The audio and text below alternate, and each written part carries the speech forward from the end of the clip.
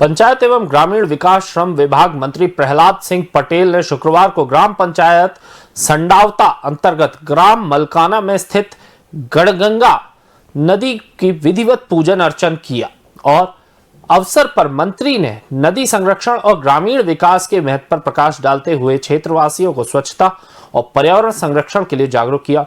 उन्होंने कहा कि गढ़गंगा नदी क्षेत्र की आस्था और संस्कृति से जुड़ी हुई है, इसलिए इसके संरक्षण और संवर्धन की जिम्मेदारी हम सभी की है। नदी को स्वच्छ और संरक्षित रखने के लिए सामूहिक प्रयास आवश्यक हैं।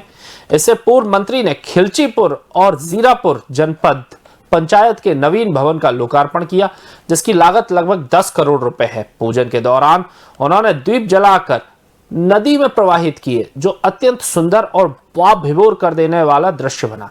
मंत्री ने कहा कि नदियां हमारी सांस्कृतिक और आध्यात्मिक विरासत का प्रतीक हैं और ऐसे आयोजन समाज को अपनी परंपराओं से जोड़ने का कार्य करते हैं।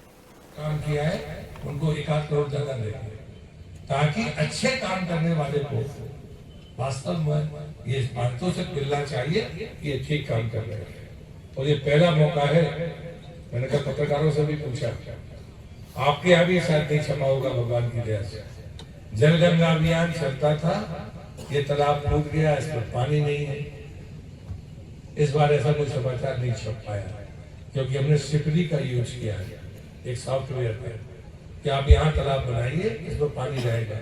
तो जनपद पंचायत का फर्ज बनता है कि मैं यहाँ का संडावता का मूल निवासी हूँ और मेरी पत्नी जिला पंचायत सदस्य है। तो मेरी पत्नी का प्रोटोकॉल के तहत यहाँ की पट्टिकाओं पे, शिलाओं पे या फ्लैक्स में प्रोटोकॉल के अंतर्गत उसका जगह मिलनी चाहिए थी। उनकी जगह नहीं मिली तो मैंने यहाँ कुछ लोगों के द्वारा माननीय सीओ साहब तक संदेश पहुँचाया। तो सीओ साहब ने मेरे से आकर के मंच से 2 शब्द नीचे आकर के मेरे से बात नहीं करी। इस बात के लिए मेरा नाम वहाँ से बार बार पुकारा जा रहा था, ऐसी बात नहीं है। बाकी मैं इसलिए नहीं गया कि अगर हम आवाज़ नहीं उठाएंगे तो अन्य जगह भी अधिकारी अपनी मनमर्जी से चलाएंगे। तो जनप्रतिनिधियों का हमारी भारतीय जनता पार्टी का कहना है कि हम नारी शक्तियों को बढ़ावा देते हैं। तो क्या मेरी पत्नी नारी नहीं है?